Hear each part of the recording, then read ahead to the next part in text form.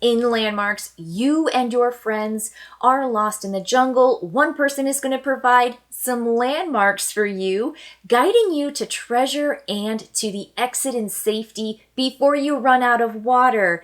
But you might run into curses and traps along the way, so beware.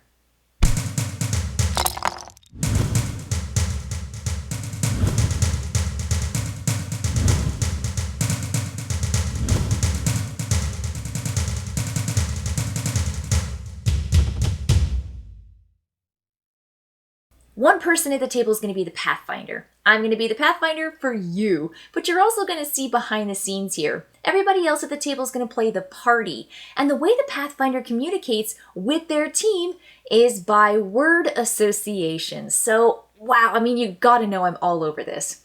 So let's look at this. This is the canvas board that you get. It's just like a little cloth board that you lay out. You can have the pretty side, which is the side I have it on. There's also a less decorated side if it helps with where all your tiles go. But you'll see this like faint marking of where all the hexes go. So what you're going to do is you're going to draw a card. Now this is the card for the beginner co-op. And you're going to turn it over and you're going to see that there is a north compass symbol.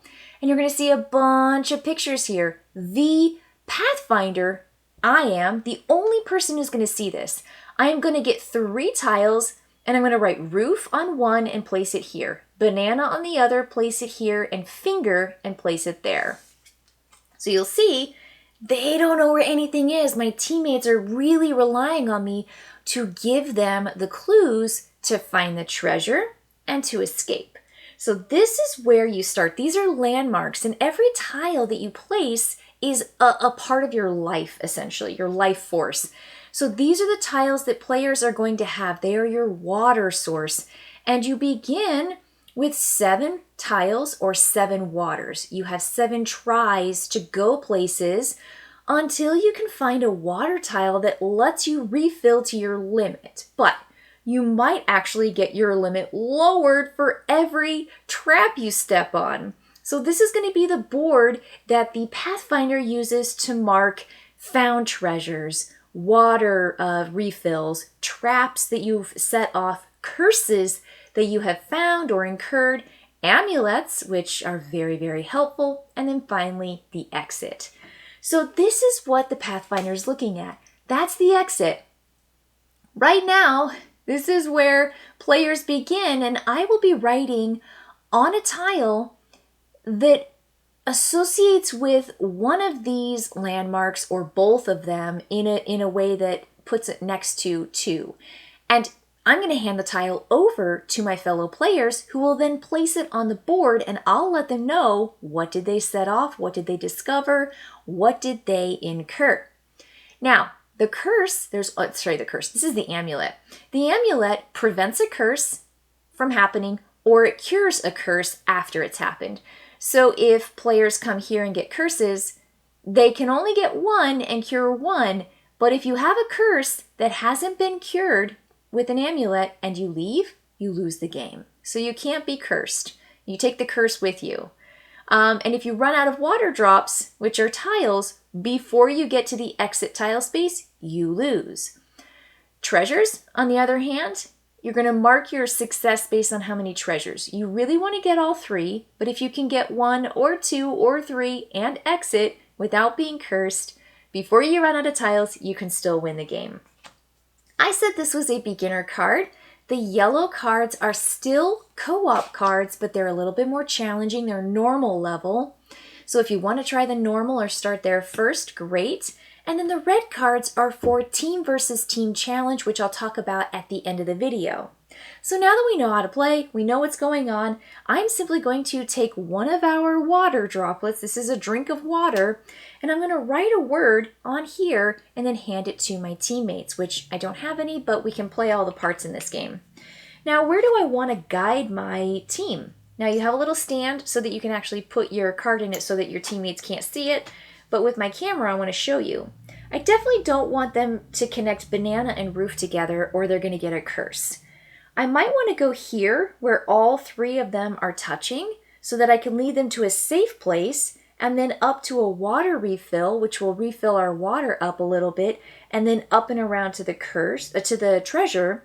Or I might want to lead them straight north, straight up finger, and then that'll be a way to get the amulet ahead of time and then swing around to get these. Now, you don't have to go in any kind of linear fashion. You can always just build off of any one existing landmark. And you can also go on any side of it, which is one side or three, or you can have a combination between the two. So where do I want to go? I mean, I really feel like the shortcut is from finger banana over here to get to the treasure, to get the next treasure, and then you can come up this way and get the water. I think that might be the fast way, but I also want to get that amulet. Honestly, if I'm trying to communicate that I want you to go straight north and there's no way for me to do that outside of a word that connects to one of these other words, I might actually write middle. Now, my idea behind this is I want people to do middle finger, which if you put that together is straight up, is essentially the middle, right? It's of the 5 of your hand, it's that middle tall finger, and that's the center. I don't know. I don't know if people are going to get that. Do they think finger and banana makes middle? Do they think banana? Do they think middle banana roof? Middle roof banana? I don't know. Now, I'm really risking it here. But my goal, of course, is to go here. So let's say my fellow players went exactly where I wanted them to go, and they played it down. I would then announce what they discovered. I said, you just got yourself an amulet. And they go, yay! And then I take another tile. And at this point, I can go off of any existing landmark, and I will write down my word. And now at this point, where do I want to go? Do I want to come off here and essentially shorten our water limit, trap, lose a tile, reduce your water limit? That seems really, really pricey. But at the same time, maybe I can get across. But I really need to build off of, Maybe I should come here next, because then I can get us some water. So then I'm going to look at this and say, middle finger, maybe I'll say knuckle. I'm putting knuckle. Now, they could go here. They could go here. Middle knuckle, finger knuckle, knuckle banana? I mean, do they think those are going to be like the little bananas? Roof knuckle banana, probably not happening. Knuckle banana roof, not happening. So I think they're going to go, boy, it'd be a real long shot here, but it's not the worst choice. And if they went here, they would set off a trap. And that's not the worst choice either. If they went here, we would get the water. So I think, let's just say they go here. Oh no, we set off a trap. Lose a tile, reduce your water limit. So we take a tile out, and then we mark through the 7, and we say our max limit for the rest of this whole game is 6. And then I just take another tile from here, and we just keep going. And again, your goal is to gain the treasure, to hopefully refill your water at some point, not get a curse, but if you do, you need to essentially combat it with your amulet, and you need to get to the exit, which in this case is here. So this is just an example of really what you're doing and how the gameplay works. It's super, super easy because at the end of every turn, you just check to see, did we win? Did we lose? Okay, let's just keep on going. And this is the landmark where you're starting, and there are a ton of these cards. I mean, look at this stack. This is insane. You can play forever? Oh, there's a yellow card. You can play for quite a long time and never, ever, ever have the same prompt as you had before. This is yellow. It's a little bit harder. You do have one more treasure to go for. You do have one more water opportunity. There are a couple more curses, 2 to be exact. And you also have way more traps, 2 more to be exact. So it makes it harder on the map because there's more stuff. And then you also have some tougher words that are starting you out in your existing landmark.